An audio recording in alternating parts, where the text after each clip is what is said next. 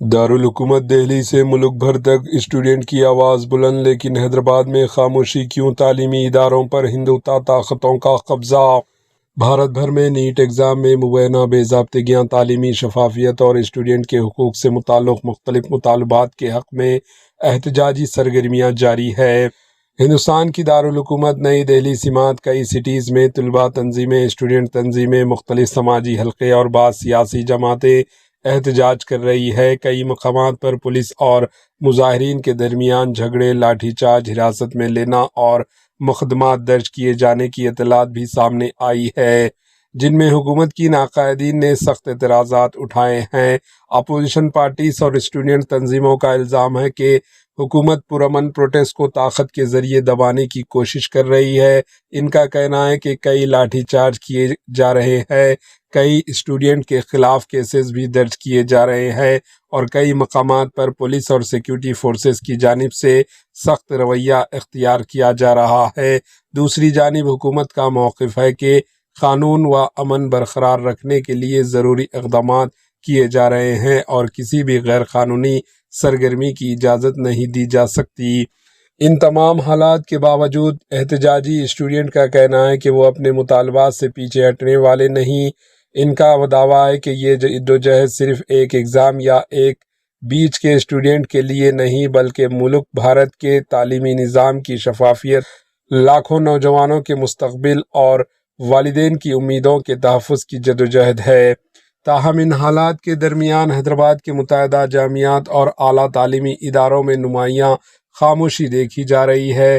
جہاں بھارت کے کئی حصوں میں اسٹوڈنٹ سڑکوں پر نظر آ رہے ہیں، وہیں حیدرآباد میں اب تک اسٹوڈنٹ کے وسیع پیمانے پر حمایت یا کوئی بڑا پروٹیسٹ دیکھنے میں نہیں آیا۔ اس صورتحال پر مختلف سماجی اور سیکولر حلقے سوالات اٹھا رہے ہیں کہ کیا حیدرآباد کی یونیورسٹیز اور تعلیمی اداروں پر ہندوتوا فورسز کا قبضہ ہو چکا ہے، یا اسٹوڈنٹ RSS کے فریب میں آ کر اسٹوڈنٹ کے جائز پروٹیسٹ کی تائید نہیں کر پا رہے۔ بعض مبصرین کا کہنا ہے کہ حیدرآباد ہمیشہ اسٹوڈنٹ تحریکوں اور سماجی شعور کا اہم مرکز رہا، اس لیے موجودہ خاموشی کئی سوالات کو جنم دے رہی ہے۔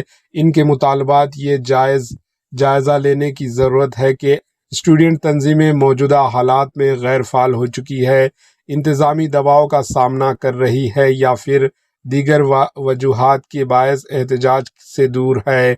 کچھ ناقائدین بھی یہ سوال اٹھا رہے ہیں کہ حیدرآباد کی تعلیمی اداروں میں اسٹوڈنٹ آزادانہ طور پر اپنی جمہوری حق کا استعمال کر پا رہے ہیں، یا وہ کسی قسم کے دباؤ اور خوف کی وجہ سے خاموش ہے۔ ان حلقوں کا کہنا ہے کہ اس موضوع پر کھلے مباحث اور اسٹوڈنٹ کی رائے سامنے آنا بے حد ضروری ہے۔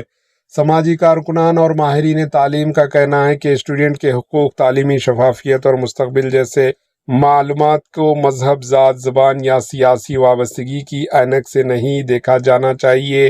ان کے مطابق اگر کسی بھی طبقے کے اسٹوڈنٹ اپنے جائز مطالبات کے لیے آواز بلند کرتے ہیں تو جمہوری معاشرے میں انہیں پرامن پروٹیسٹ کا حق حاصل ہے اور اس حق کا احترام کیا جانا چاہیے۔ ان حلقوں کا یہ بھی کہنا ہے کہ بھارت کا مستقبل تعلیمی اداروں اور نوجوانوں سے وابستہ ہے، اس لیے ضروری ہے کہ اسٹوڈنٹ کے مسائل کو سنجیدگی سے سنا جائے، اختلاف رائے کی جمہوری حق کا احترام کیا جائے اور ایسے ماحول کو فروغ دیا جائے جہاں نوجوان بلا خوف اپنی بات رکھ سکیں۔ ان کے مطابق مضبوط، شفاف اور منصفانہ تعلیمی نظام ہی ملک کی روشن مستقبل کی بنیاد بن سکیں۔ Bureau report, AHN news. AHN news کے YouTube چینل کو سبسکرائب کریں اور بیل آئیکن کو دبانا نہ بھولیں تاکہ آپ کو ہر نئی آنے والی ویڈیو کا نوٹیفیکیشن بر وقت مل سکے۔